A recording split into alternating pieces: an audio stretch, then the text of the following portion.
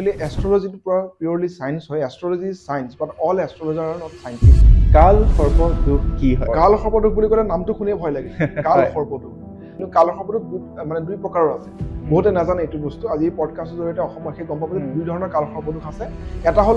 এবাৰ আপোনাক সুধিব বিচাৰিছোঁ যে বেছিভাগ লোকে আজিকালি কোৰ্ট কেছৰ সমস্যাত পৰি থাকে। তাৰ পৰা এই সমস্যাটোৰ পৰা ওলাই আহিবৰ কাৰণে উপায় কি বিষয়? মানে কোৰ্টৰ যিবিলাক সমস্যা থাকে সি কেতিয়াবা কাল সৰ্পদোষ হৈ থাকিলেও আপোনাৰ কোৰ্টৰ সমস্যা হ'ব পাৰে। ধৰক আপুনি গ'লে এই ধৰণৰ কোৰ্ট কেছ যাতে সমস্যাটো আপুনি সমাধান পাব পাৰিব। নজৰটো 100% সঁচা। নজৰ লাগি যায়। নজৰটো আপোনাৰ তাত লাগিছেনে নাই তাৰ চাবৰ কাৰণে আপোনাৰ ধুনীয়া টেকনিক আছে। এটা আপুনি গিলাচ ল'লে সেই গিলাচত আপুনি গংগাজলৰ নৰ্মেল পানী মিক্স কৰি আপোনাৰ গোল নেম আপুনি তাত ৰাখি থ'ব। সেই গোল নেমুৰ যদি উইদিন 3 days ডুবি গ'ল তেতিয়াহ'লে গম পাব যে আপোনাৰ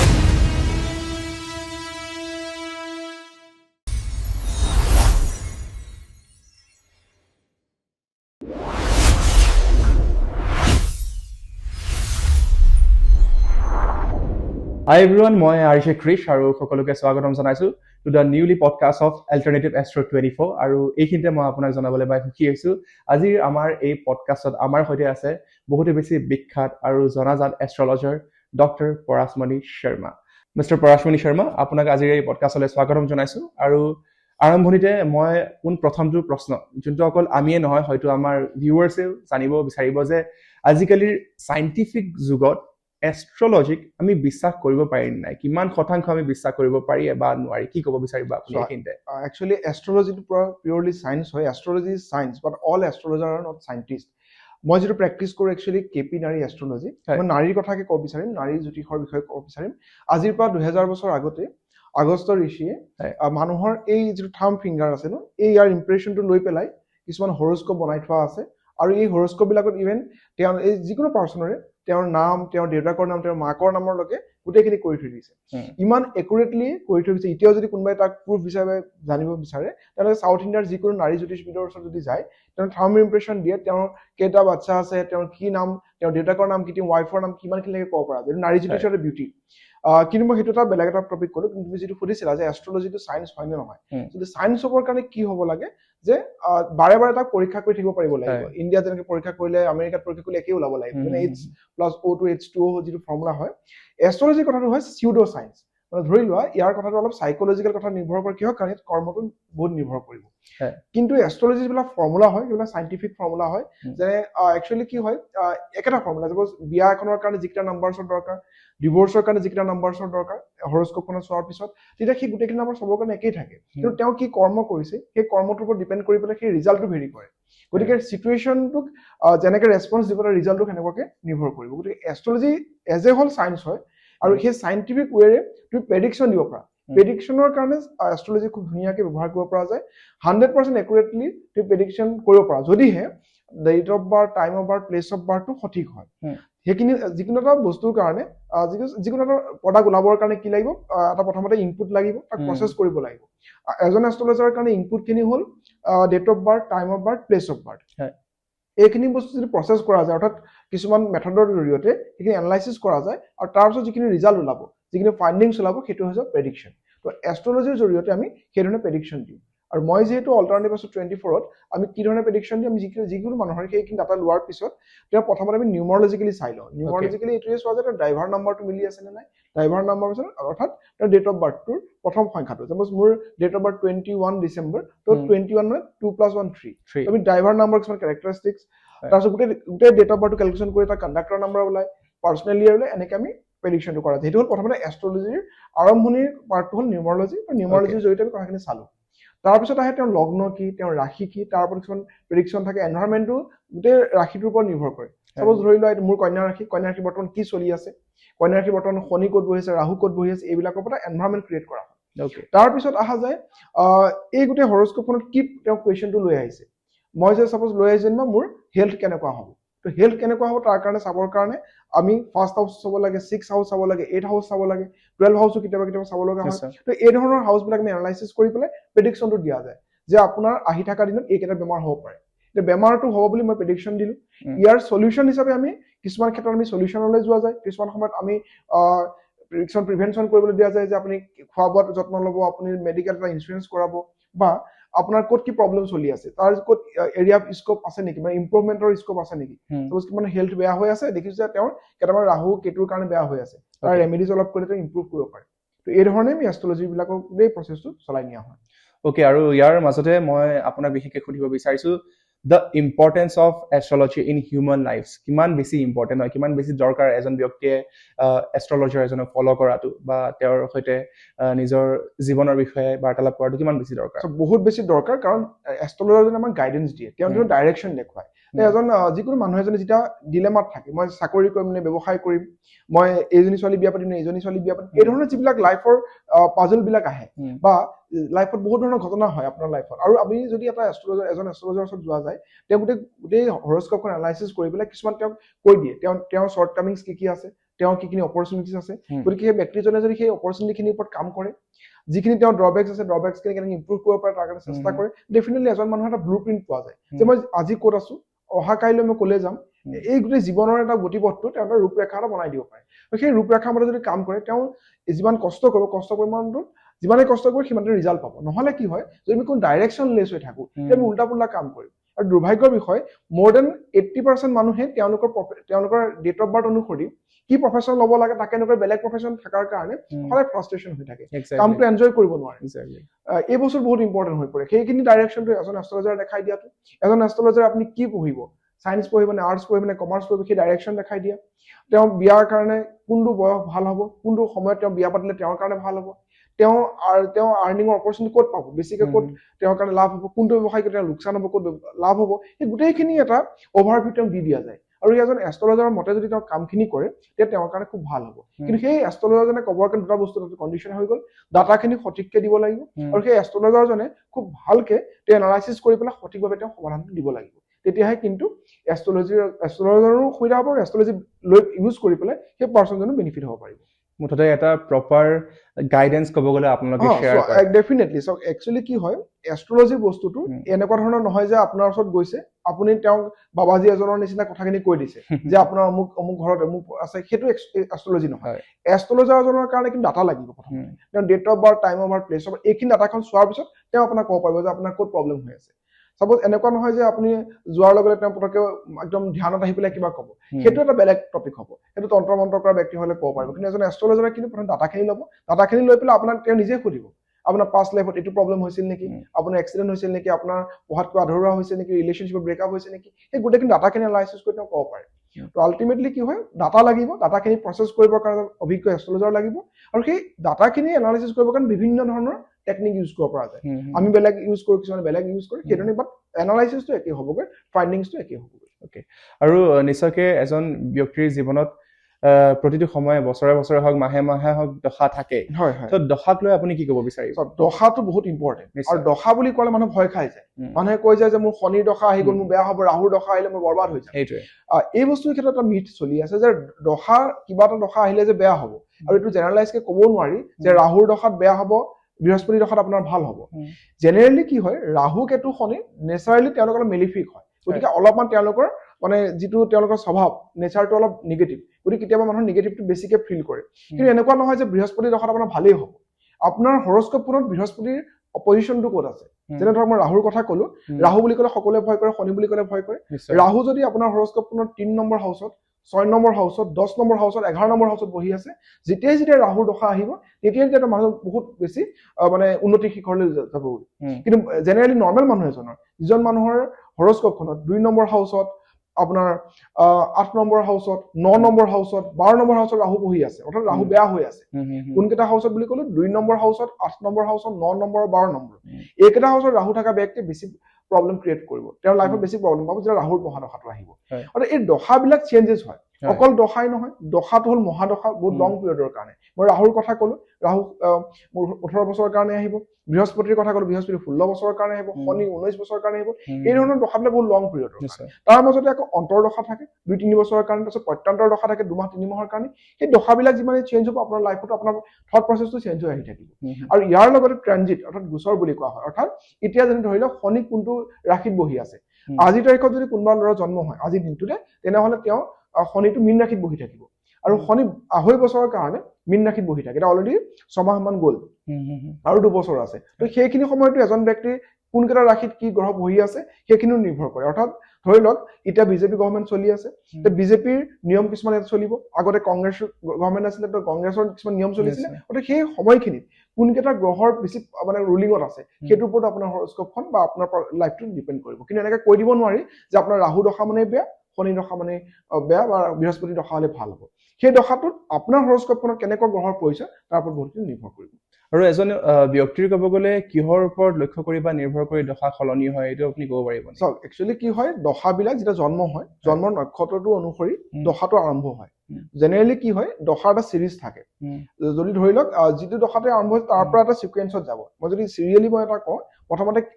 নৰ্মেলি এজন মানুহৰ যিকোনো দশাৰ পৰা ষ্টাৰ্ট হ'ব পাৰে কিন্তু কেতুৰ প্ৰথমতে আহে কেতুৰ পিছত আহিব আপোনাৰ ভেনাছ মানে শুক্ৰৰ পিছত আহিব ৰবি ৰবিৰ পিছত আহিব চন্দ্ৰৰ পিছত আহে আপোনাৰ মংগলৰ পিছত ৰাহুৰ পিছত বৃহস্পতিৰ পিছত আহিব শনিৰ পিছত আহিব মাৰ্কুৰী এনেকে এটা চিৰিজত আহে আপুনি যিটো ৰাশিতে হ'ল যেনে ধৰক আপোনাৰ বুধৰ মহাদশাত জন্ম হৈছিলে তো বুধৰ পিছত আপোনাৰ নেক্সট আহিব আপোনাৰ কাৰণে কেতুৰ দশাটো কেতুৰ পিছত আহিব ভেনাছ এনেকে গৈ থাকিব চিৰিয়েলি এটা গৈ থাকে এই চাৰ্কেলটো একচুৱেলি কি হয় যিদিনাখন আপুনি জন্মগ্ৰহণ কৰিছিলে সেই জন্মগ্ৰহণ কৰাৰ সময়ত এই চব ধৰি লওক এটা পাৰ্টিকুলাৰ ডেটত বা টাইমত আপোনাৰ জন্ম হৈছে সেইখিনি সময়ত মানে আপোনাৰ মানে ভূমণ্ডলত একচুৱেলি বা মানে ধৰি লওক আকাশত তৰাবিলাক বা নক্ষত্ৰবিলাক ক'ত আছিলে তাৰ এটা স্নেপশ্বট আপুনি লৈ ল'লে স্ক্ৰীনশ্বট যেনেকে আমি মোবাইলত মাৰো সেনেকে স্ক্ৰীনশ্বটটো মাৰি ল'লে আজিৰ তাৰিখত যদি মানে মই ক'লোৱে যে আপোনাৰ শনি বহি থাকিব মীন ৰাশিত এই ধৰণৰ মীন ৰাশিত বা আপোনাৰ চন্দ্ৰ ক'ত বহি আছে ৰবি ক'ত বহি আছে গোটেইখিনি এটা কেলকুলেশ্যন কৰি পেলাই আপোনাৰ হৰস্কোপটো হ'ব আৰু এই হৰস্কোপখনৰ ওপৰতে ডেষ্টাইন হৈ গ'ল যিদিনাখন আপুনি জন্ম হ'ল সেই হৰস্কোপখন আপোনাৰ ফিক্স হৈ গ'ল এতিয়া হৰস্কোপৰ মতেই আপোনাৰ লাইফটো চলি থাকিব এতিয়া ইয়াত কি আহিব যদি এনেকুৱা এটা কথা ক'ব পৰা যায় যদি হৰস্কোপখন পুৰা ফিক্স হৈয়ে গ'ল তেনে ভগৱান কিয় মানিব লাগে আমি কৰ্ম কিয়নো কৰিব লাগে চবটো আছেই হৰস্কোপখনত যেতিয়া এটা ডেষ্টিনিটো ফিক্স হৈ গ'ল এতিয়া আপোনাৰ কৰ্মটো নিৰ্ভৰ কৰিব আৰু আপোনাৰ যে হৰস্কোপখনৰ সেইদিনাখনে যে আপোনাৰ জন্ম হ'ল ইয়াৰো এটা পাষ্ট লাইফৰ কৰ্ম থাকে পাষ্ট লাইফত আপুনি যি কৰ্ম কৰিছে তাৰ ওপৰত ভিত্তি কৰি এই আপোনাৰ জন্ম হ'ল যিখন আপোনাৰ হৰস্কোপ বনিলে সেইটো পাষ্ট লাইফৰ ওপৰত বনিলে এতিয়া পাষ্ট লাইফৰ পিছৰ পৰ্যায়টো কি হ'ব আপোনাৰ যিটো কৰ্ম কৰিব কাৰেণ্ট কৰ্ম সেই কৰ্মটোৰ ওপৰত নিৰ্ভৰ কৰি আপোনাৰ ষ্টেপ বাই ষ্টেপ প্ৰচেছবিলাক গৈ থাকিব আৰু এজন এষ্ট্ৰলজাৰে যেতিয়া ৰেমেডিজবিলাক দিয়ে ৰেমেডিজবিলাক তেওঁ ইম্প্ৰুভমেণ্টৰ কাৰণে দিয়ে তেওঁ ট'টেলি চেঞ্জ কৰি দিব নোৱাৰে কোনো এটা বস্তু চেঞ্জ কৰিব নোৱাৰে আমাৰ এখন কুণ্ডলী এটা কেপাচিটি থাকে ধৰক এখন কুণ্ডলী আমি দেখিছো যে সেইখন কুণ্ডলী 1 লাখৰ পৰা 10 লাখৰ ভিতৰতে আৰ্নিং কৰিব পাৰি ধৰি লোৱা এটা বছৰত সেইখন কুণ্ডলী তুমি 1000 ৰেমেডি কৰা 100 কোটি টকা মালিক হ'ব নোৱাৰি তো আমি কি কৰিব পাৰোঁ দেখিছো যে তেওঁ হৰস্কোপখন ইমান এইখিনি পাৱাৰ আছে 10 লাখ এটা ইয়াৰলি ইনকাম কৰিব পাৰিব তেওঁক আমি ইয়াৰ ৰেমেডিজবিলাক যদি কৰে প্ৰপাৰলি কৰে তেওঁ 8 লাখ 9 লাখ 10 লাখ চলে যাব পাৰে যদি ৰেমেডিখিনি নকৰে নৰ্মেলি থাকে তেওঁ সেই 1 লাখ হ'ব পাৰে যদি একো কামেই নকৰে তাত জিৰো হ'ব পাৰে তো আল্টিমেটলি কি হয় তেওঁৰ হৰস্কোপখনৰ যিখিনি পটেনচিয়েল সেই পটেনচিয়েলখিনি তেওঁ কৰা কামৰ এফৰ্টটোক আমি অলপমান মানে ধৰি লোৱা তেওঁ এফৰ্টখিনিক আমি সহায় কৰিব পাৰোঁ যাতে তেওঁ আৰু বেছি ভাল কাম কৰিব পাৰে হয় আৰু সকলোৱে যেতিয়া এষ্ট্ৰলজিৰ কথা আহি যায় তেতিয়া সকলোৱে ভাবে এষ্ট্ৰলজি মানে নিজৰ ভাগ্যৰ বিষয়ে বা নিজৰ ভৱিষ্যতৰ বিষয়ে জানিব পৰা এটা ক'ব গ'লে পথ কিন্তু তাৰ বাহিৰেও এষ্ট্ৰলজিৰ ভিতৰতো আপোনাৰ বিভিন্নটা ভাগ আছে বিভিন্নটা টাইপ আছে সেই টাইপ কেইটা বিষয়ে আপুনি এবাৰ কৈ দিব এষ্ট্ৰলজি বুলি কোৱাৰ লগে ইণ্ডিয়াত একচুৱেলি 3টা এষ্ট্ৰলজিৰ ব্ৰাঞ্চেছ চলে এটা হৈ গ'ল আপোনাৰ বেদিক এষ্ট্ৰলজি যিটো আমি সৰুৰ পৰাই দেখি আহিছো বেদিক এষ্ট্ৰলজিৰ পিছত আহে আমি যিটো প্ৰেক্টিছ কৰোঁ নাৰী জ্যোতিষ আৰু এটা জেমিনিটো খুব কম আমাৰ নৰ্থ ইণ্ডিয়াত মানে হেৰি কৰা হয় প্ৰেক্টিছ কৰা হয় বেসিক্যালি ইয়াত বেদিক এষ্ট্ৰলজিটো মানে প্ৰেক্টিছ কৰা হয় আৰু বেদিক এষ্ট্ৰলজিৰ পৰাই মই এডভান্স ফৰ্মত কেপি এষ্ট্ৰলজি আৰু নাৰী জ্যোতিষটো কৰোঁ নাৰী জ্যোতিষটো হৈছে প্ৰায় একুৰেচি আপোনাৰ মানে প্ৰেডিকশ্যনটো দিবৰ কাৰণে আৰু কেপি জ্যোতিষৰ জৰিয়তে আপুনি কেপি মানে কৃষ্ণমূৰ্তি পদ্ধতি যিটো বেদিক এষ্ট্ৰলজিৰ পৰা আহিছে নক্ষত্ৰ উপনক্ষত্ৰ চামি লৈ পেলাই তাৰ দৰে পিন পইণ্ট আপুনি প্ৰেডিকশ্যন দিব পাৰে যে আপোনাৰ এইটো বস্তু হ'ব নে নহয় ক'ত প্ৰব্লেম হৈ আছে বেদিক এষ্ট্ৰলজিটো বহুত ধুনীয়া হয় আল্টিমেটলি বেদিক এষ্ট্ৰলজিৰ পৰা গোটেইবিলাক ব্ৰাঞ্চেছবিলাক আহিছে কিন্তু বেদিক এষ্ট্ৰলজি আপুনি যদি অধ্যয়ন কৰিব যায় বহুত সময় লাগিব এখন কুণ্ডলী যদি ভালকে চাব লগা হয় বহুত সময় লাগিব কাৰণ আমি যখন অকল লগ্ন চাৰ্টটো লৈ পেলাই আমি প্ৰেডিকশ্যন কৰোঁ তাৰ বাহিৰেও বেদিক এষ্ট্ৰলজিত কি হয় D1 D2 D3 এনেকে D60 মানে 60খন মান আপোনাৰ হৰস্কোপ বনি যায় এজন মানুহৰ তেওঁৰ গোটেইখিনি ষ্টাডি কৰা আৰু তাৰ কথাখিনি অলপমান আপোনাৰ দশাৰ লগত মিলাই যিটো প্ৰেডিকশ্যন কৰিবলৈ যাব দীঘলীয়া সময় হয় আজিকালি যেটো মানুহৰ সময়ৰ অভাৱ আৰু আগতে কি আছিলে বাৰ্থ টাইমটো ফিক্স নাছিলে মানে ধৰিব নোৱাৰে আপোনাৰ জন্ম কেতিয়া হৈছে ৰাতিপুৱা 7টা মানৰ পৰা 10টা মানৰ ভিতৰত এনেকে কৈছিলে কিন্তু আজিকালি সায়েন্সৰ যিমান মানে ইনভেনশন হৈ গ'ল বহুত বেছি ঘূৰি আহিলে তাৰ লগতে চবেই মানে এৱেৰনেছটো বাঢ়ি গ'ল হয় ডক্টৰে পুৰা লিখি দিয়ে 12 বাজিত মানে 13 মিনিট 30 ছেকেণ্ড একেলগে ছেকেণ্ডলৈকে আহি গ'ল সেই ছেকেণ্ডলৈকে অহা একুৰেচি যদি আপুনি কেপি জ্যোতিষৰ দৰে আপুনি যদি চাই বা নাৰী জ্যোতিষৰ দৰে যদি চাই কেপি নাৰী আমি একেলগে প্ৰেক্টিচ কৰোঁ তেতিয়া আপুনি একুৰেটলি আপুনি গম পাব পৰা যায় কি হ'ব কি নহ'ব আপুনি হৰস্কোপত গম পালে যে আপুনি ইঞ্জিনিয়াৰিং হোৱাৰ যুগ আছে আপোনাৰ হৰস্কোপত দেখিলে গম পোৱা যাব কিছুমান ফৰ্মুলা ইউজ কৰি পেলাই তেতিয়া আপুনি চায়েন্সত পঢ়াব লাগিব ল'ৰাটোক আৰম্ভণিৰ পৰা যদি চায়েন্সত পঢ়ায় তাক যদি ইঞ্জিনিয়াৰিঙৰ কাৰণে প্ৰেক্টিচ মানে কোচিং কৰায় তেতিয়াহ'লে তাৰ লাইফটো অতি স্মুথলি যাবগৈ কিন্তু যদি আপুনি গম নোপোৱাকৈ আপুনি তাক প্ৰথমতে কমাৰ্চো দি দিলে আৰ্টছো দিলে তেতিয়া সি ষ্ট্ৰাগল কৰিব লগা হ'ব পাৰে গতিকে এখন হৰস্কোপ এবাৰ ভাল এষ্ট্ৰলজাৰৰ মানে চাই পেলাই গোটেইখিনি ডাটাখিনি যদি লৈ পেলাই সেই চিষ্টেমত যদি ল'ৰাটো কৰা যায় তেতিয়া ভাল হ'ব এইটো তুমি সুধিছিলা যে এষ্ট্ৰলজিৰ ব্ৰাঞ্চেছ তো বেদিক এষ্ট্ৰলজি আছে এই নাৰী জ্যোতিষ আছে তাৰপিছত আহে জেমিনি তাৰপিছত লাল কিতাপ আহে লাল কিতাপৰ কিয় ৰেমেডিৰ কাৰণে খুব ধুনীয়া লাল কিতাপ এষ্ট্ৰলজিটো মই লাল কিতাপৰ প্ৰেক্টিচ কৰোঁ ৰেমেডিৰ কাৰণে আৰু কিছুমান সাৱধান মানে শুনাবৰ কাৰণে একেবাৰে কিছুমান ফানি লাগিব কিছুমান কথা লাল কিতাপৰ উপায় যেনে ধৰক কাবাৰ যদি 10 নম্বৰ হাউচত চান বহি আছে তেতিয়াহ'লে আমি কওঁ যে আপুনি টুপি পিন্ধিব এটা কেপ পিন্ধি থাকিব লাগে যে চুলিখিনি আপুনি মানে দেখাব নালাগে ৰাহু বহি থাকিলে কেপ পিন্ধিব পাৰে টুপি পিন্ধিব পাৰে যদি সেটাৰ্ণ 10 নম্বৰ হাউচত বহি থাকে তেওঁক আপুনি দাড়ি ৰাখিব এটলিষ্ট একো নহ'লে ফ্ৰেঞ্চ কাট হ'লে নহ'লে ফুল দাড়ি আপুনি ৰাখক তেতিয়া আপোনাৰ ছাকচেছৰ ৰেটটো বাঢ়িব এই ধৰণৰ কিছুমান আমি সৰু সুৰা কিছুমান লাইফষ্টাইলৰ কথা আমি লাল কিতাপৰ জৰিয়তে কোৱা যায় তাৰ বাহিৰে নিউমাৰলজিৰ জৰিয়তে আমি বহুত ধৰণে মানুহে প্ৰেডিকশ্যন কৰে কিন্তু জেনেৰেলি এজন পাৰ্চনেল লাইফৰ 10% প্ৰেডিকশ্যন নিউমাৰলজিৰ জৰিয়তে কৰিব পৰা যায় তথাপি নিউমাৰলজিৰ জৰিয়তে কি কৰা যায় তেওঁৰ ডেট অফ বাৰ্থটো ল'লে ডেট অফ বাৰ্থৰ যদি ড্ৰাইভাৰ নাম্বাৰ থাকে সেই ড্ৰাইভাৰ নাম্বাৰটোৰ ওপৰত ভিত্তি কৰি কিছুমান কেৰেক্টাৰিষ্টিক্স পোৱা যায় কেৰেক্টাৰিষ্টিক্স হ'লে মানুহজন অলপ ইম্প্ৰেছিভ হয় তো সেই কেৰেক্টাৰিষ্টিক্স ক'বৰ কাৰণে নিউমাৰলজিৰ সহায় লয় লগতে নিউমাৰলজিৰ জৰিয়তে লাকি নাম্বাৰ লাকি কালাৰ উলিয়াবৰ কাৰণে খুব ধুনীয়াকৈ পৰা যায় পাৰ্চনেল ইয়েৰ উলিয়াবৰ কাৰণে নিউমাৰলজিৰ সহায় লোৱা হয় লগতে তেওঁৰ ডেট অফ বাৰ্থত কোনটা নাম্বাৰ মিচিং আছে সেই মিচিং নাম্বাৰখিনি উলিয়াবৰ কাৰণে নিউমাৰলজিৰ সহায় লোৱা হয় কিন্তু নিউমাৰলজিৰ মেইন কামটো হ'ল নেম কাৰেকশ্যন অৰ্থাৎ নেম ডেট অফ বাৰ্থটো কাৰো ফিক্স মানে চেঞ্জ কৰিব নোৱাৰে কিন্তু নেম নিউমাৰলজি এনেকুৱা ধৰণৰ বস্তু যে আপোনাৰ যদি নেমটো আপোনাৰ ডেট অফ বাৰ্থত সিনক্ৰনাইজ হৈ থকা নাই তেতিয়াহ'লে আপুনি সেই নেমটোত দুই এটা লেটাৰ চেঞ্জ কৰি পেলাই সিনক্ৰনাইজ কৰি ল'ব পৰা যায় আৰু লাইফটো অলপ চিজিল কৰিব পৰা যায় গতিকে নিউমাৰলজিৰ জৰিয়তে সেইখিনি বস্তু কৰিব পৰা যায় ঠিক সেইদৰে আহি যায় টেৰ কাৰ্ড আহি গ'ল আজিকালি বহুত ধৰণৰ এই ধৰণৰ এঞ্জেল কাৰ্ড টেৰ কাৰ্ড এই ধৰণৰ কিছুমান সৰু সৰু প্ৰেডিকশ্যন দিবৰ কাৰণে যে আজিকালি জেনজিৰ যিবিলাক কুৱেশ্যন থাকে যে মোক ব্লক কৰি দিলে ব্লকটো কেতিয়া খুলিব নে নুখুলে এই ধৰণৰ কুৱেশ্যন আনচাৰ টেৰ কাৰ্ডে দিব পাৰে টেৰ কাৰ্ডে একদম সৰু সুৰা যিবিলাক ডেইলি লাইফৰ প্ৰব্লেমছ থাকে সেইবিলাক ঠিক কৰিবৰ কাৰণে কাৰ্ডৰ সহায় ল'ব পৰা যায় তো জেনেৰেলি সেই ধৰণৰ এই টুলবিলাক চলি থাকে তাৰ বাহিৰেও বিভিন্ন ধৰণৰ হস্তৰেখা থাকে হাতৰ চাই পেলাই পোৱা যায় অলপ আগতে মই যিটো কৈছিলো নাৰী জ্যোতিষ যিটো একচুৱেলি সেইটো চাউথ ইণ্ডিয়াৰ ফালে আছে আমাৰ তেওঁলোকে অকলে কৰে কিন্তু আমাৰ ইণ্ডিয়াৰ বিভিন্ন ঠাইত সকলো এষ্ট্ৰলজাৰ হাতত নাই অকল এই চাউথ ইণ্ডিয়াৰ সেইখিনি মানুহৰ হাততে আছে ইয়াকে আমি কি কৰিছো ভৃগু নন্দী নাৰী জ্যোতিষৰ লগত আমি কিছুমান ডেভেলপ কৰি পেলাই সেইবিলাক প্ৰেডিকশ্যন দিয়াৰ কাৰণে চেষ্টা কৰা যায় তো ইয়াৰ বাহিৰে বিভিন্ন ধৰণৰ টুল থাকে একেবাৰে যদি আপুনি তন্ত্ৰ মন্ত্ৰৰ ফালৰ পৰা যে তেওঁলোকেও চোৱা মেলা কৰি মাৰি পেলাই বিভিন্ন টুল থাকে কিন্তু বেছিক মেইন টুলটো হৈ গ'ল এষ্ট্ৰলজি যিটো বেদিক এষ্ট্ৰলজি নাৰী জ্যোতিষ আৰু জেমিনি এষ্ট্ৰলজি আৰু লাল কিতাপ নিউমাৰলজি এইবিলাকে মানে ভেলু এডিশ্যন কৰে আপোনাৰ লাইফটো চিজিল কৰাৰ ক্ষেত্ৰত আৰু ইয়াৰ মাজত আহে বাস্তুটো বহুতে বাস্তুৰ কথাও কয় আৰু বাস্তুৰ জৰিয়তে আমি লাইফটো বহুতখিনি ঠিক কৰিব পাৰোঁ কাৰণ নিউমাৰলজিৰ নেম কাৰেকশ্যন আৰু বাস্তুটো আপোনাৰ হাতত থাকে আপুনি চেঞ্জ কৰি ল'ব পাৰে বাস্তু মতে কি মানে য'ত যি থাকিব লাগে তাত যদি আপুনি বহাই দিয়া যায় বস্তুখিনি আপোনাৰ লাইফটো চিজিল হৈ যায়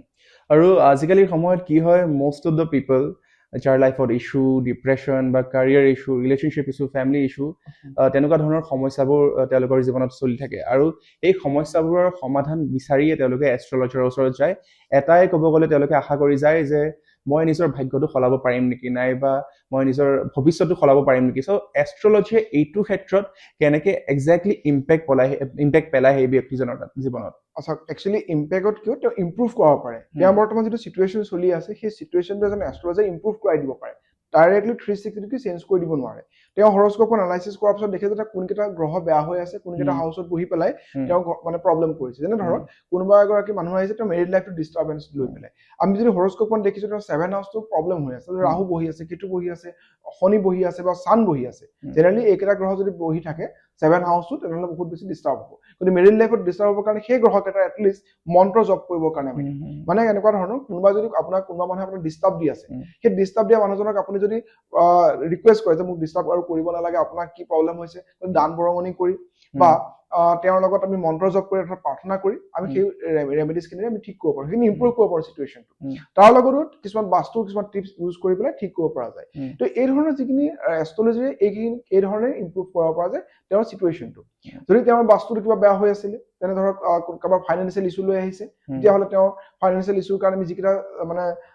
হেৰি চাওঁ, ডাইৰেকশ্যন চাওঁ, সাউথ ইষ্ট চাওঁ, ৱেষ্ট চাওঁ, নৰ্থ চাওঁ, সেইবিলাকত যদি ডিছবেলেঞ্চ হৈ আছে, কালাৰ ডিছবেলেঞ্চ হৈ আছে, তেনেহ'লে চাপোজ ধৰি লওক নৰ্থ ডাইৰেকশ্যনত অপৰচুনিটি আহে, নৰ্থ ডাইৰেকশ্যনত যদি ব্লু কালাৰ থাকিব, তাত যদি ৰেড কালাৰ য়েল্ল' কালাৰ হৈ গ'ল তেতিয়া ডিষ্টাৰ্ব হ'ব। তো এই ধৰণৰ এডজাষ্টমেণ্ট কিছুমান কৰে, বাস্তুৰ কিছুমান এডজাষ্টমেণ্ট, নাৰী জ্যোতিষ বা কেপি এষ্ট্ৰলজি বা যিকোনো বেদিক এষ্ট্ৰলজিৰ জৰিয়তে তেওঁৰ কি প্ৰব্লেম হৈ আছে সেইখিনি এবাৰ যদি চিটুৱেশ্যন অলপ ঠিক কৰি পেলাই ইম্প্ৰুভ কৰি দিয়া যায়, তেতিয়া ডেফিনেটলি তেওঁ আহি থকা দিনবিলাক ভাললৈ গুচি যায়। হয়, আৰু ইয়াৰ মাজতে মই এবাৰ প্ৰশ্ন কৰিব বিচাৰিছোঁ আপোনাক যে মাংগলিক বা মংগল দোষ কি হয় একজেক্টলি? একচুৱেলি মাংগলিক দুখ বুলি মানুহে কোৱা যায়, কিন্তু দুখ নহয়, এটা মাংগলিক য়োগ বুলিয়ে আপুনি ক'ব লাগিব। কাল সৰ্পযোগ আৰু মাংগলিক দুখ এই দুটা বস্তু কি হয়, মানুহবিলাকে বহুত বেছি ভ্ৰম ফেলাই দিছে, মানে একদম পুৰা স্প্ৰেড হৈ গৈছে। কি হৈ গৈছে, মাংগলিক বুলি কোৱাৰ লগে লগে কি হয়, যিকোনো হৰস্কোপ এখনত যিটো মংগল গ্ৰহটো ফাৰ্ষ্ট হাউচত, ফ'ৰ্থ হাউচত, 7 হাউচত, 8 হাউচত আৰু 12 হাউচত যদি বহি থাকে মংগল গ্ৰহটো, তেতিয়াহ'লে আমি মাংগলিক বুলি আমি কওঁ। সেই মাংগলিক বুলি কোৱা ব্যক্তিজন এনেকুৱা নহয় যে তেওঁৰ লাইফটো বহুত ডিষ্টাৰ্ব হৈ যাব। যিমানবিলাক আপুনি ছাকচেছফুল আপুনি লিডাৰ দেখিছে পলিটিক্সত, যদি আপুনি চিভিল চাৰ্ভেণ্ট দেখিছে, মিলিটাৰী ফ'ৰ্চত দেখিছে, ডাঙৰ ডাঙৰ পজিশ্যন, তেওঁ চব মানে আপোনাৰ মাংগলিকে হয়। মাংগলিকবিলাকৰ কি হয়, তেওঁলোকৰ কাম কৰাৰ ইচ্ছাটো বহুত থাকে, তেওঁলোকে লোকৰ আণ্ডাৰত কৰিবলৈ অলপ বেয়া পায়, আৰু লগতে মাংগলিকবিলাকৰ এনাৰ্জিটো বহুত হাই থাকে। গতিকে হাই এনাৰ্জি ব্যক্তিসকলে জেনেৰেলি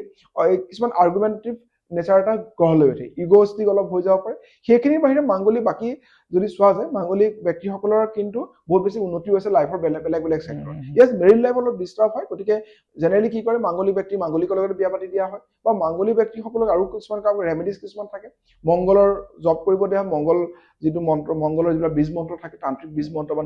বেদিক বীজ মন্ত্ৰ, সেয়া জব কৰিবলৈ দিয়া হয়। কুম্ভ বিবাহ বুলি কোৱা হয়, এইবিলাক কলগছৰ লগত বিবাহ, কলহৰ লগত বিবাহ, সেই ধৰণৰ বিবাহ কৰি পেলাই তেওঁলোকৰ মংগল গ্ৰহৰ শান্তি কৰা হয়। লগতে উজ্জয়ন মহাকালতো মংগল ধাম মন্দিৰ আছে, য'ত মংগলৰ জন্মস্থান, বা তেওঁৰ মংগলৰ যি গুৰু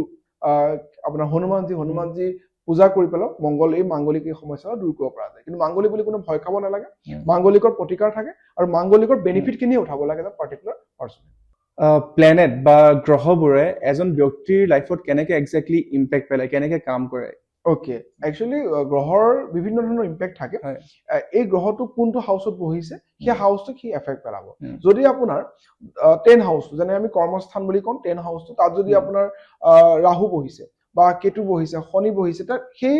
ৰাহু কেতু শনিৰ সেই কেৰেক্টাৰিষ্টিক্সখিনি সেই মানে ঘৰটোৱে অৰ্থাৎ হাউচটোৱে লৈ লয়, আৰু সেই হিচাপে তেওঁৰ প্ৰফেশ্যনটো নিৰ্ভৰ কৰে। গতিকে প্ৰত্যেক গ্ৰহই, যিহেতু এখন হৰস্কোপত 12টা হাউচ থাকে, 9টা গ্ৰহ থাকে, কোনোবা নহয় কোনোবা এটা হাউচত গৈ সেই গ্ৰহবিলাক বহে, আৰু সেই গ্ৰহবিলাক কাৰ লগত বহিছে, কাৰ লগত দৃষ্টি দিছে, তাৰ ওপৰতে ডিপেণ্ড কৰি সেই ঘৰটোৰ ভাইব্ৰেশ্যনটো চেঞ্জ কৰি দিয়ে। যদি ভাল গ্ৰহ ভাল হাউচত বহি গৈছে, তেতিয়াহ'লে তেওঁৰ সেই হাউচৰ ৰিলেটেড যিখিনি প্ৰব্লেমছ আছে সেইখিনি তেওঁ নাইকিয়া হ'ব। যদি বেয়া হাউচ এটাত বেয়া গ্ৰহ বহি গ'ল আৰু তাৰ পৰিমাণটো বঢ়াই দিলে, তো এই ধৰণে প্ৰত্যেক গ্ৰহই কোনটো হাউচত বহিছে সেই হাউচটোত তেওঁৰ ইম্পেক্টটো পেলাই থৈ গুচি যায়। গতিকে সেই মানুহজনৰ কৰ্মৰ ওপৰত ভিত্তি কৰি আৰু আমাৰ এষ্ট্ৰলজিকেল ৰেমেডি ইউজ কৰি পেলাই সেই নিগেটিভ ইম্পেক্টখিনি কমাব পৰা যায়, পজিটিভ ইম্পেক্টখিনি বঢ়াব পৰা যায়।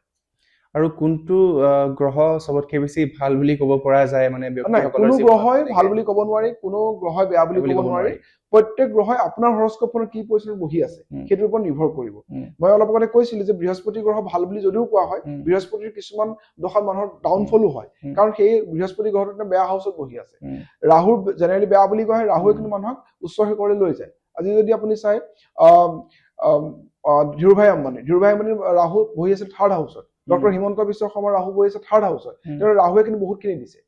হিমন্ত বিশ্ব শৰ্মাৰটো লাল কিতাপ অনুসৰি ৰাহু বহুত উচ্চ ৰাহু, ধীৰুভাই আম্বানীৰ উচ্চ ৰাহু। গতিকে ৰাহুৱে যেতিয়া ভাল থাকে তেওঁ বহুত দিয়ে। ৰাহুৱে কি দিয়ে, আপোনাক ছাডেন আপোনাৰ গেইন দিব, ছাডেন লছ দিব। যদি আপোনাৰ হৰস্কোপৰ ৰাহু ভাল, আপোনাৰ ছাডেন গেইন দিব, যদি ৰাহু বেয়া ছাডেন আপোনাৰ লছ দিব। গতিকে আপোনাৰ হৰস্কোপত ডিপেণ্ড কৰিব এই আপোনাৰ ৰাহু কেতু শনি আপোনাৰ ভাল আছে নে বেয়া আছে, তাৰ ওপৰত গোটেই গ্ৰহটোৰ ইম্পেক্ট আপোনাৰ পৰিব। হয়, আৰু জানিবলৈ পোৱা গৈছে যে 2026টো বোলে আপোনাৰ সূৰ্য গ্ৰহক লৈ কিনে এবাৰ বিশেষকে কোৱা হৈছে, আৰু যিসকলৰ আপোনাৰ ক'ব গ'লে সূৰ্য গ্ৰহক লৈ কিনে যদি ফলো কৰে তেওঁলোকৰ কাৰণে কেনেকুৱা হ'ব পাৰে? না সূৰ্যৰ গ্ৰহ বুলি এনেকুৱা কথা নহয় 2026 মানে নিউমাৰলজিকেলি নাম্বাৰ চানৰ বছৰটো গতিকে চানৰ বছৰটো চানৰ ইম্পেক্টটো থাকিব বেলেগ গ্ৰহতকৈ চানৰ ইম্পেক্টটো থাকিব গতিকে চানৰ নিচিনা কামখিনি যদি আমি কৰোঁ তেতিয়াহ'লে এই গোটেই বছৰটো ভাল হ'ব চানৰ ডিচিপ্লিন অৰ্গেনাইজ যদি হৈ থাকিব পাৰোঁ চানে সকলোকে সহায় কৰিব কিন্তু হৰস্কোপখনত তেওঁৰ চানৰ পজিশ্যনটো কি সেইটোৰ ওপৰতো ডিপেণ্ড কৰিব তেওঁ এই গোটেই পাৰ্টিকুলাৰ বছৰ হয় আৰু বেছিভাগ লোকৰ মনত এইটো প্ৰশ্ন থাকে হয়তো আপোনাৰ তাতো এইটো চাগে প্ৰশ্ন আহে যে ফাইনেন্সিয়েলি কেনেকৈ ষ্ট্ৰং হ'ব পাৰি through out the help of astrology এইখিনি আপুনি কি ক'ব বিচাৰিব ফাইনেন্সটো মেইন টপিক হৈ পৰে মানুহৰ জীৱনত তো ফাইনেন্সৰ ক্ষেত্ৰত আমি প্ৰথমে জেনেৰেলাইজ কিছুমান কথা ক'ব বিচাৰিম ফাইনেন্সৰ কাৰণে প্ৰথমতে আপোনাৰ অপৰচুনিটি আহিব লাগিব সাপোজ আপুনি এখন দোকান খুলিছে বা আপুনি কিবা প্ৰফেশ্যনেল আছে আপোনাৰ লাইফত অপৰচুনিটি আহিলেহে আপোনাৰ ফাইনেন্সটো বৃদ্ধি হ'ব তো ফাইনেন্সৰ কাৰণে বা অপৰচুনিটিৰ কাৰণে যদি আমি চাওঁ বাস্তুমতে আপোনাৰ দিশটো হৈ গ'ল নৰ্থ ডাইৰেকশ্যন গতিকে নৰ্থ ডাইৰেকশ্যনটো যিমান বেলেঞ্চত থাকিব সিমানেই ভাল নৰ্থ ডাইৰেকশ্যনৰ কালাৰ হৈ গ'ল ব্লু কালাৰটো তেনেহ'লে আপোনাৰ ঘৰত যদি নৰ্থ ডাইৰেকশ্যনটো কিবা কাৰণে yellow' colour red colour purple colour হৈ গুচি গ'ল তেতিয়াহ'লে আপোনাৰ ক্ষেত্ৰত অপৰচুনিটিৰ পৰিমাণটো কমি যাব গতিকে আপুনি যিমান পাৰে আপোনাৰ নৰ্থ ৱালখন ব্লু কালাৰ কৰি ল'লে আপোনাৰ কাৰণে ভাল হ'ব এতিয়া কি হ'ল যিহেতু আমি নৰ্থৰ ফালে আমি ৱাটাৰ এলিমেণ্টৰ কথা কওঁ গতিকে ৱাটাৰ এলিমেণ্টৰ কাৰণে কি কৰিব পাৰে তাত আপুনি ৱাটাৰ এটা ফাউণ্টেইন ৰাখিব পাৰে সেইটো ভাল যদি ৱাটাৰ ফাউণ্টেইন আপুনি ৰাখিব পৰা নাই একুৰিয়াম আপুনি ৰাখিব পাৰে সেইটোও পৰা নাই তাৰ পিকচাৰ এটা আপুনি ৰাখিব পাৰে কিছুমানে ক'ব যে মই ভাড়া ঘৰত থাকোঁ গতিকে আমি পটককৈ ৰংটো চেঞ্জ কৰিব নোৱাৰোঁ তেতিয়া ৱালপেপাৰ আপুনি ইউজ কৰিব পাৰে একো পৰা নাই সেই নৰ্থ ৱালখনত আপুনি এটা ব্লু কালাৰ বাল্ব লগাই দিয়ক ব্লু কালাৰ বাল্বটো যদি 24/7 লগাই থৈ দিয়ে তেতিয়া আপোনাৰ সেই অপৰচুনিটি অহা বৃদ্ধি হ'ব তাৰ লগতে ৰূপ চিলভাৰ আপুনি ৰাখিব পাৰে চিলভাৰ যদি নৰ্থ ডাইৰেকশ্যন ৰাখে চিলভাৰো আপোনাৰ অপৰচুনিটি বঢ়াত সহায় কৰে লগতে এইটো হ'ল নৰ্থৰ ডাইৰেকশ্যন আমি ক'লো এইটো আপোনাৰ অপৰচুনিটি বাৰু আপোনাৰ লাইফত আহি গ'ল কিন্তু অপৰচুনিটি অহাৰ লগে লগে সাপোজ আপুনি এখন দোকান খুলিছে কাষ্টমাৰ্ছো আহিছে তো কাষ্টমাৰে আপোনাক কিনিব লাগিব তেতিয়াহে আপোনাৰ ইনকাম হ'ব যদি তেওঁ বস্তু নিকিনে নে চাই পেলাই গুচি গৈছে তেতিয়া আপোনাৰ একো লাভ নহ'ব গতিকে সেই ধৰণে ইনকাম বঢ়াবৰ কাৰণে আপোনাৰ ডাইৰেকশ্যনটো হৈ গ'ল ৱেষ্ট ডাইৰেকশ্যনটো পশ্চিম দিশটো গতিকে পশ্চিম দিশটো ঠিক কৰিবৰ কাৰণে আপুনি কি কৰিব লাগিব পশ্চিম দিশৰ ৱালখন হোৱাইট কালাৰ কৰিব লাগে পশ্চিম দিশত যাতে কোনো ধৰণৰ বেলেগ কালাৰ গুচি নাযায় যেনে ব্লেক কালাৰ হৈ গ'ল ব্ৰাউন কালাৰ হৈ গ'ল তেতিয়া আপোনাৰ ডিষ্টাৰ্ব দিব গতিকে সেইটো ঠিক কৰিব লাগিব পশ্চিম দিশটো আমি শনিৰ দিশ বুলি কওঁ তাৰ দ্বাৰা আপোনাৰ ইনকামটো দেখা পোৱা যায় গতিকে সেই ৱেষ্ট ডাইৰেকশ্যন আপুনি আপোনাৰ যিখিনি প্ৰফিটেবল আপুনি ভাবিছে যে মোৰ লাইফত 1 লাখ 2 লাখ মান্থলি ইনকাম কৰোঁ এই বিজনেছটোৰ পৰা বা আপোনাৰ ইনকাম বৃদ্ধি কৰিব বিচাৰিছে সেই মেনিফেষ্টেশ্যনৰ সেই কাগজ তাত ৰাখি থওক ব্লেংক চেক এখনো আপুনি ৱেষ্ট ডাইৰেকশ্যন ৰাখি থব পাৰে সেইটো আপুনি ৱেষ্ট ডাইৰেকশ্যনৰ ফালে কৰিলে এইটো আপোনাৰ ইনকামৰ কাৰণে কৰিলে কিন্তু ইনকামৰ লগত কৰোঁতেও আৰু এটা কথা মনত ৰাখিব লাগিব আপোনাৰ যাতে বস্তুটো বিক্ৰী হ'ল যাতে সেইটো ক্ৰেডিটত নাযায় বাকীত নাযায় আপোনাৰ যাতে বিজনেছটো বা আপোনাৰ ঘৰটো লাইফত কেছ ফ্ল'টো আহি থাকে ডেইলি আপোনাৰ ইনকাম আহি থাকে সেইটো কাৰণে আপুনি চাব লাগিব সাউথ ইষ্ট ডাইৰেকশ্যনটো অৰ্থাৎ দক্ষিণ পূব দিশটো দক্ষিণ পূব দিশত সদায় পিংক কালাৰ য়েল্ল' কালাৰ সেইখিনি কৰিব লাগে তাত যদি ব্লু কালাৰ বা গ্ৰীণ কালাৰ হৈ গ'ল তেতিয়াও আপোনাৰ প্ৰব্লেম হ'ব গতিকে সেই সাউথ ইষ্টটো কেছ ফ্ল'ৰ কাৰণে আপুনি তাত পিংক কালাৰৰ বাল্ব লগাই থব পাৰে ৰেড কালাৰ বাল্ব ৰাখি থব পাৰে তেতিয়াও ভাল হ'ব লগতে সাউথ ইষ্টত যদি কেনেবাকৈ টয়লেট হৈ গ'ল টয়লেটটো যদি গুচাব পাৰিছে তো খুব ভাল কথা যদি গুচাব পৰা নাই টয়লেট ৰিমুভাৰ কিছুমান থাকে যে এই ধৰণৰ বাস্তু ৰিলেটেড কিছুমান প্ৰডাক্ট পোৱা যায় সেই প্ৰডাক্ট আপুনি ৰাখিব পাৰে নহ'লে 9x9 পিৰামিড পোৱা যায় সেই ধৰণৰ পিৰামিড ৰাখি পেলাই সেইখিনি আপুনি ঠিক কৰিব পৰা যায় এইটো হৈ গ'ল কি আপোনাৰ বাস্তুটো ঠিক কৰি পেলাই আপোনাৰ এনভাইৰনমেণ্টটো ঠিক কৰিলে পজিটিভ ভাইব্ৰেশ্যন এটা আহিলে আপোনাৰ আকৌ হৰস্কোপখনত পইচাৰ কাৰণে কেনেকুৱা আছে সেইটো চাব লাগিব আমি জেনেৰেলি হৰস্কোপখনৰ পৰা চেটাৰ্ণ ভেনাছ মাৰ্কিউৰি এইকেইটাৰ পজিশ্যন আছে আপোনাৰ ফাইনেন্সিয়েল পজিশ্যনটো চাবৰ কাৰণে যদি আপোনাৰ চেটাৰ্ণৰ পজিশ্যন ভাল ভেনাছৰ পজিশ্যন ভাল মাৰ্কিউৰিৰ পজিশ্যন ভাল ডেফিনেটলি আপোনাৰ ইনকাম বাঢ়িব আপুনি টকা পইচা বহুত হ'ব যদি সেইকেইটা গ্ৰহ বেয়া হৈ আছে তাৰ ৰেমেডি কৰিব দিওঁ ৰেমেডিৰ ভিতৰত মন্ত্ৰ জপ বা সেই গ্ৰহটো ৰিলেটেড ভগৱানবিলাক থাকে যেনে ধৰক যদি আপোনাৰ ভেনাছৰ কথা কওঁ মা দুৰ্গাৰ চৰণত যাবলৈ দিওঁ মা লক্ষ্মীৰ চৰণত যাবলৈ দিওঁ যদি শনি গ্ৰহ বেয়া আছে কাল ভৈৰৱৰ ওচৰত যাবলৈ দিওঁ বুধ গ্ৰহৰ কাৰণে আমি মা দুৰ্গা গণেশ এয়া পূজা কৰিব দিওঁ তো এই ধৰণৰ আপুনি ৰিলেটেড গডবিলাকৰ ৰিলেটেড যদি আপুনি কাম কৰে ভগৱানৰ যদি পূজা পাঠ কৰে তেতিয়া ভাল হয় হয় বাৰু আৰু ইয়াৰ মাজতে ভাবিলো এবাৰ সম্পৰ্কলৈ আহো আৰু সম্পৰ্কৰ ক্ষেত্ৰত মই এটাই প্ৰশ্ন বিশেষকৈ সুধিব বিচাৰিছো যে এজ এক্সাম্পল এজন ব্যক্তিয়ে কাৰোবাক ভাল পায় আৰু তেওঁক নিজৰ কৰিব বিচাৰিছে অন এ পজিটিভ নোট দেই পিয়াৰ ইণ্টেনশ্যনৰ সৈতে চ' সেইটো ক্ষেত্ৰত আপুনি কি ক'ব বিচাৰিব যে কেনেকুৱা ধৰণৰ পথ বাছি লোৱাটো ভাল পজিটিভলি চ' ডেট মানে সন্মুখৰ ব্যক্তিজনেও মনেৰে তেওঁক ভাল পাব পাৰে প্ৰথম কথা হ'ল তেওঁ হৰস্কোপখন চাব লাগিব তেওঁ হৰস্কোপ যদি সেই ব্যক্তিগৰাকীৰ লগত মেটচিং আছেনে নাই বা তেওঁ প্ৰেমৰ হাউচত বা এই ধৰণৰ বিয়াৰ হাউচত কেনেকুৱা ধৰণৰ গ্ৰহ বহি আছে যদি ধৰি লওক আপুনি জেনেৰেলাইজকৈ চাব বিচাৰে যদি বাস্তুৰ বা নাৰী এষ্ট্ৰলজিৰ জৰিয়তে তেতিয়াহ'লে আমি ক'ম কি যে আপোনাৰ সাউথ ৱেষ্ট ডাইৰেকশ্যনটো যিমান পজিটিভ হৈ থাকিব সিমানেই মৰম ভাল পোৱা বা এই ধৰণৰ প্ৰেমৰ ক্ষেত্ৰত আমি ছাকচেছ হ'ব পাৰিব যদি আমি হাজবেণ্ড ৱাইফৰ কথা কওঁ তেতিয়াহ'লে সদায় সাউথ ৱেষ্ট ডাইৰেকশ্যনটো তেওঁলোকে পজিটিভ কৰি ৰাখা সাউথ ৱেষ্ট ডাইৰেকশ্যনটোত হাজবেণ্ড ৱাইফৰ এখন হাঁহিমুখীয়া ফটো ৰাখা আৰু সেই সাউথ ৱেষ্ট ৰুমটোত যদি টয়লেট কেনেবাকৈ পৰিছে টয়লেটৰ কাৰণে সেই বাস্তুৰ প্ৰডাক্ট ৰাখা আৰু সেই ৰুমটোত আপুনি হোৱাইট কালাৰ কৰিছে পিংক কালাৰ কৰিছে এই ধৰণৰ কালাৰ কৰিলেও তেওঁলোকৰ কাৰণে ভাল হ'ব আদাৰৱাইজ য়েল্লো কালাৰটো বহুত এটা ভাল হয় সাউথ ৱেষ্টৰ কাৰণে তাৰ বাহিৰে আমি যদি হৰস্কোপখন চাওঁ হৰস্কোপখনৰ কাৰণে একচুৱেলি প্ৰেমৰ কাৰণে যিকোনো পুৰুষৰ ক্ষেত্ৰত শুক্ৰ গ্ৰহটো মহিলাৰ ক্ষেত্ৰত মাৰ্চটো মংগলটো চোৱা যায় যদি শুক্ৰ যদি তেওঁ ডাউন হৈ আছে তেতিয়াহ'লে শুক্ৰৰ ৰেমেডিজ কৰাবলৈ দিয়া হ'ব যদি লেডি এগৰাকী আমাৰ তাত আহিছে তেতিয়াহ'লে তেওঁ মংগল গ্ৰহটো চাবলৈ দিয়া হ'ব তাৰ বাহিৰেও যদি আমি জেনেৰেলাইজকে কৰোঁ তেতিয়াহ'লে আমি কওঁ যে আপোনালোকে যিমান পাৰে যদি ৰিলেশ্যনটো ঠিক কৰিব বিচাৰিছে হাজবেণ্ড ৱাইফ হওক বা গাৰ্লফ্ৰেণ্ড বয়ফ্ৰেণ্ড হওক এণ্ড তুমি যিনি কৈছে পজিটিভ ৱে তেতিয়াহ'লে কি কৰিব পাৰোঁ দুখন পাছপৰ্ট চাইজ ফটো ল'ব লাগে ফটোখনৰ বেক চাইডত তেওঁলোকৰ নাম ডেট অফ বাৰ্থ এইখিনি লিখি ল'লে both party face to face মানে দুখন ফটো লগালে তাত অকমান ডালচিনি দুটামান টুকুৰা ইলাচি লং এইখিনি ৰাখিলে আৰু হানিৰ বটলৰ ধৰক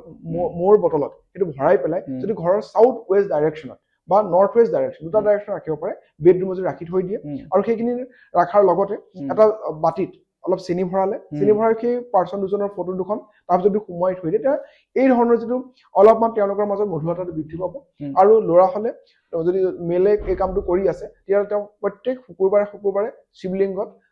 মাখন আৰু যিকোনো বগা মিঠাই যদি দিয়ে যদি লেডিছে এই কামটো কৰি আছে তেওঁ প্ৰত্যেক মানে মংগলবাৰে হনুমান মন্দিৰ যোৱাৰ লগতে শিৱ মন্দিৰত গৈ পেলাই যদি শিৱলিংগত মৌ ঢালে তেতিয়াহ'লেও কিন্তু ৰিলেশ্যনশ্বিপত বহুত বেছি মধুৰতা আৰু এই প্ৰেম ভাৱটো বৃদ্ধি হয় ইয়াৰ মাজতে পুতুককে মই নিউমেৰলজিলৈ আহিলো আপুনি যদি আপোনাৰ মতে যিকোনো দুটা নাম্বাৰ কয় যোন দুটা আপোনাৰ for the lifetime they are perfect couple perfect match সেই দুটা নাম্বাৰ কি হ'ব চাওক নাম্বাৰছৰ ক্ষেত্ৰত কি হয় এটা সিৰিজ থাকে যেনে 1 2 4 7 এটা সিৰিজ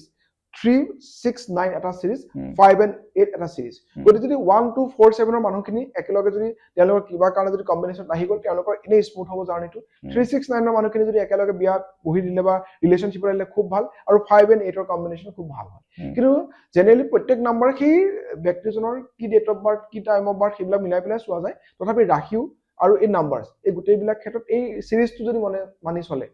1 2 4 7 3 6 9 আৰু 5 and 8 এইকেইটাৰ কম্বিনেশ্যন মানে 1 2 4 7 ব্যক্তি যদি একেলগে সিৰিজত পৰে তেওঁলোকৰ লাইকিং ডিসলাইকিং বিলাক বহুত বেছি সিমিলাৰিটি পাব সিমিলাৰিটি যেতিয়া হ'ব তেওঁলোকৰ মাজত আন্ডাৰষ্টেণ্ডিং আহিব প্ৰেম ভাৱটো আহিব হয় আৰু এটা প্ৰশ্ন মই বিশেষকৈ কৰিব বিচাৰিছো ছ'চিয়েল মিডিয়াৰ লগত মই জড়িত কৰিব বিচাৰিম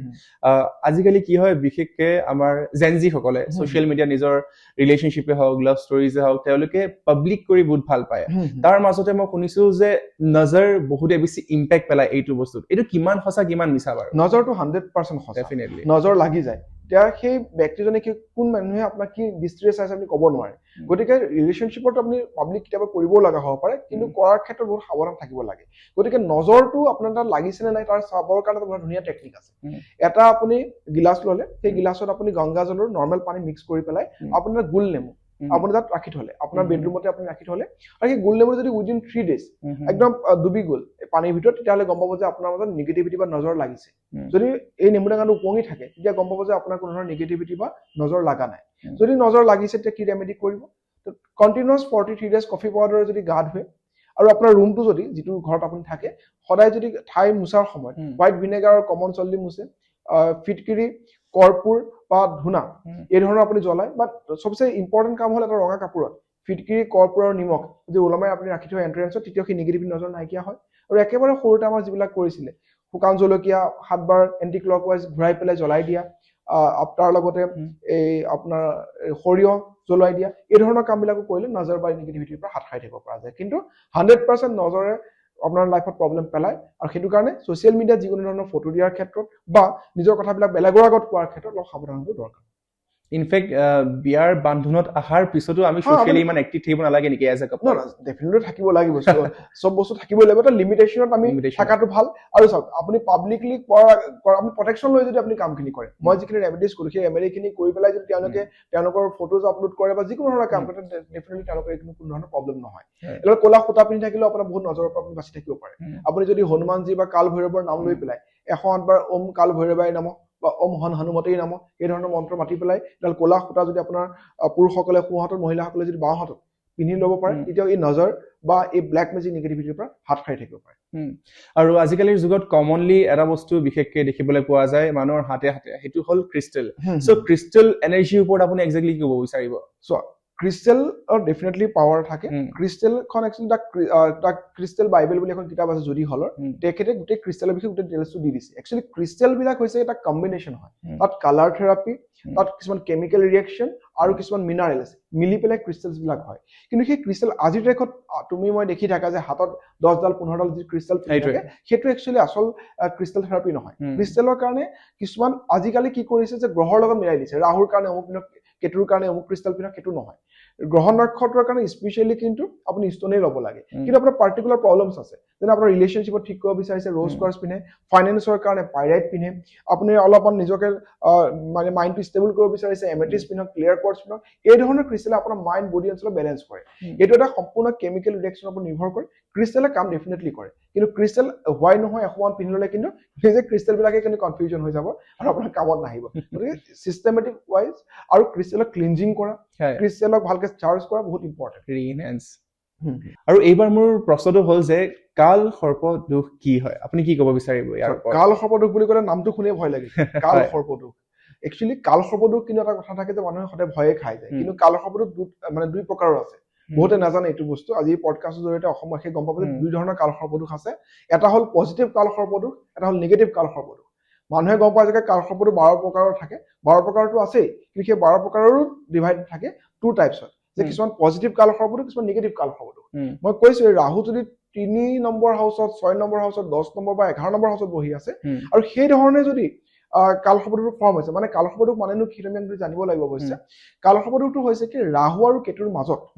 যদি গোটেইবিলাক গ্ৰহ সোমাই গ'ল ধৰি লওক আপোনাৰ কুণ্ডলীখন মই লৈছো এটা পেন আপোনাৰ ৰাহু আৰু কেতুৰ মাজত ৰাখি দিবা এটা চাইডে যদি অকল গোটেই গ্ৰহবিলাক আছে এটা চাইডে কোনো খালী আছে তেতিয়া কাল সৰ্পদোষটো ফৰ্ম হয় যদিহে ৰাহু আপোনাৰ 3rd হাউচত বহি আছিলে আৰু কেতু 9 নম্বৰ হাউচত বহি আছে তেনেকে যদি আপুনি কাল সৰ্পদোষ হয় তেতিয়া আপুনি বহুত ব্লেছিংছ লোৱা কাল সৰ্প হ'ব গতিকে আপোনাৰ কাল সৰ্পদোষটো পজিটিভ কাল সৰ্প পোৱা যাব যদি আপোনাৰ ৰাহু 10 নম্বৰ হাউচত বহি পেলাই কেতু 4 নম্বৰ হাউচত বহি আছে আৰু তেনেকে যদি এটা কাল সৰ্পদোষ ফৰ্ম হৈছে তেতিয়াও আপোনাৰ কাৰণে খুব বেছি ভাল হ'ব গতিকে কাল সৰ্পদোষটো আপোনাৰ হৰস্কোপখন চাই পেলাই ক'ব পৰা যায় যে আপোনাৰ পজিটিভ কাল সৰ্পদোষ নিগেটিভ কাল সৰ্পদোষ গতিকে কাল সৰ্পদোষ বুলি ক'লে ভয় খাব নালাগে আৰু কাল সৰ্পদোষৰ কাৰণে মই কৈছোৱেই যে যেটো ৰাহু আৰু কেতুৰ জৰিয়তে হয় যদিহে আপোনাৰ বেয়া নিগেটিভ কাল সৰ্পদোষ হয় ৰাহু আৰু কেতুৰ ৰেমেডি কৰক ৰাহুৰ ৰেমেডি কৰিবৰ কাৰণে ৰাহুৰ মন্ত্ৰ জপ কেতু ঠিক কৰিবৰ কাৰণে কেতুৰ মন্ত্ৰ জপ ৰাহুৰ কাৰণে কাল ভৈৰৱৰ মন্দিৰ যোৱা কেতুৰ কাৰণে গণেশ মন্দিৰ যোৱা ৰাহুৰ কাৰণে আপুনি পশু পক্ষী বিশেষকৈ চৰাই পাৰ চৰাই বা মাছক আপুনি দানা খুৱাওক আৰু কেতুৰ কাৰণে কুকুৰক খুৱাওক তেতিয়া আপোনাৰ ভাল হ'ব আৰু কাল সৰ্পদোষৰ কাৰণে স্পেশালি পূজা হয় ত্ৰম্বকেশ্বৰ আপোনাৰ 12টা জ্যোতিৰ্লিংগৰ ভিতৰত নাসিকত থকা ত্ৰম্বকেশ্বৰত আপোনাৰ কাল সৰ্পদোষৰ পূজা হয় তাত বিধিপূৰ্বকভাৱে যদি আপুনি পূজা পাঠ কৰে কাল সৰ্পদোষৰ পৰিমাণটো কমাব পাৰে কিন্তু মনত ৰাখিব আপোনাৰ যদি পজিটিভ কাল সৰ্পদোষ আৰু এই ধৰণৰ ৰেমেডি কৰিছে তেতিয়া উল্টা আপোনাৰ ৰিয়েকশ্যন হ'ব যিটো আপুনি কাল সৰ্পদোষ আপোনাৰ দিব লাগিছে সেইটো বোলে নিগেটিভে হ'বগৈ গতিকে আপুনি এজন অভিজ্ঞ এষ্ট্ৰলজাৰৰ দ্বাৰা চাই ল'ব যে আপোনাৰ কাল সৰ্পদোষটো পজিটিভ নে নিগেটিভ বা নিজেও যদি চাব পাৰিব এতিয়া এবাৰ কৈ দিছো যিবিলাক মানুহৰ হৰস্কোপখনৰ ৰাহু যদি 3 নম্বৰ হাউচত 6 নম্বৰ হাউচত 10 নম্বৰ 11 নম্বৰ হাউচত ৰাহুত আছে আৰু তাৰ 7 নম্বৰ তাৰ মানে অপজিট 7 নম্বৰ আছে মানে ৰাহু আৰু কেতু সদায় অপজিটত থাকে ৰাহু যদি 3 নম্বৰত আপোনাৰ থাকে কেতু থাকিব 9 নম্বৰ হাউচত ৰাহু যদি আপোনাৰ 6 নম্বৰ হাউচত থাকিব কেতু থাকিবকৈ 12 নম্বৰ হাউচত যদি ৰাহু 10 নম্বৰত থাকে তেতিয়া হলে আপোনাৰ 11 মানে 4 নম্বৰ হাউচত কেতু থাকিব যদি আপোনাৰ 11 নম্বৰ হাউচত ৰাহু আছে 5 নম্বৰ হাউচত কেতু থাকিব সেই ধৰণে যদি আপোনাৰ কাল সৰ্পদোষ ফৰ্ম আছে তেতিয়া আপোনাৰ পজিটিভ ৰেমেডি কৰাৰ কোনো দৰকাৰ নাই হয় আৰু শেষৰ ফালে চাওঁতে মই এবাৰ আপোনাক সুধিব বিচাৰিছো যে বেছিভাগ লোকে আজিকালি ক'ব গ'লে কোৰ্ট কেছৰ সমস্যাত তেওঁলোকে বিশেষকে একদম মানে সমস্যাত পৰি থাকে তাৰ পৰা এই সমস্যাটোৰ পৰা ওলাই আহিবৰ কাৰণে উপায় কি বিশেষকে কাল চাব কোৰ্ট মানে কোৰ্টৰ যিবিলাক সমস্যা থাকে সি কেতিয়াবা কাল সৰ্পদোষ হৈ থাকিলেও আপোনাৰ কোৰ্টৰ সমস্যা হ'ব পাৰে কিন্তু যদি স্পেশালি আপোনাৰ কোৰ্ট কেছ লাগিছে বা লিটিগেশ্যন লাগিছে যিকোনো ধৰণৰ আপোনাৰ সমস্যা তেতিয়া মা বগলাৰ আপুনি চৰণত যাবই লাগিব মা বগলাৰ চৰণত আপুনি গ'লে এই ধৰণৰ কোৰ্ট কেছ জাতীয় সমস্যাৰ পৰা আপুনি সমাধান পাব পাৰিব মঙ্গলবাৰে আপুনি মা বগলা মন্দিৰ যাওক যদি যাব পৰা নাই মা বগলাৰ ফটো এখন আপুনি ডাউনলোড কৰি ল'লে ঘৰতে এগছি ঘিউৰ চাকি হালধীয়া সূতাৰে তাত অকমান সৰিয়হ দি পেলাই যদি হালধীয়া সূতাৰে ঘিউ দি যদি এগছ চাকি মা বগলাৰ চৰণত আপুনি যদি প্ৰত্যেক মঙলবাৰে লগায় আৰু ওম হীম বগলামুখী দেৱৈ নমঃ এই মন্ত্ৰৰ যদি 108 বাৰ জপ কৰে তেতিয়া আপোনাৰ যিকোনো ধৰণৰ কোৰ্ট কেছ জাতীয় সমস্যাৰ পৰা আপুনি হাত সাৰিব পাৰিব নহলে হনুমান চালিচা কৰে মঙলবাৰে যদি আপুনি পাঠ কৰে তেতিয়াও আপোনাৰ কাৰণে ভাল লগতে 6টা বা 10টা খেজুৰ শুকান খেজুৰ যদি এখন হালধীয়া কাপোৰত মেৰিয়াই পেলাই আপুনি পাৰ্চত ৰাখে আৰু যিখিনি কোৰ্টৰ ডকুমেণ্টছ আছে সেইখিনি যদি আপোনাৰ নৰ্থ ৱেষ্ট কৰ্নাৰ আপোনাৰ ঘৰৰ নৰ্থ ৱেষ্ট কৰ্নাৰ যদি ৰাখি দিব পাৰে তেতিয়া কোৰ্ট কেছ বহুতখিনি কমি যায় তথাপি মা বগলাৰ মন্ত্ৰ জপ কৰিলে মা বগলাৰ পূজা কৰিলে আপোনাৰ কোৰ্ট কেছ নিমিষতে নাইকিয়া হয় আৰু চাওঁতে চাওঁতে ক'ব গ'লে আজিৰ আমাৰ এই ইণ্টাৰভিউৰ শেষ পৰ্যায়লৈ পালোহি আৰু আপোনাৰ জীৱনতো যদি মনতো যিকোনো ধৰণৰ সমস্যা আছে প্ৰশ্ন আছে তেন্তে সেই প্ৰশ্নসমূহ আমাৰ এই ভিডিঅ'ৰ যোগেদি কমেণ্ট কৰক আৰু আমি আহিবলগীয়া এপিছ'ড কেইটাত আপোনাৰ এই প্ৰশ্নটিৰ সমাধান নিশ্চয়কৈ একেলগে কথা বতৰাৰ জৰিয়তে বাৰ্তালাপৰ জৰিয়তে আমি বিস্তাৰভাৱে কথা বতৰা পাতিম আকৌ এবাৰ ধন্যবাদ জনালো আৰু আপুনি চাই আছে alternative astro 24 podcast thank U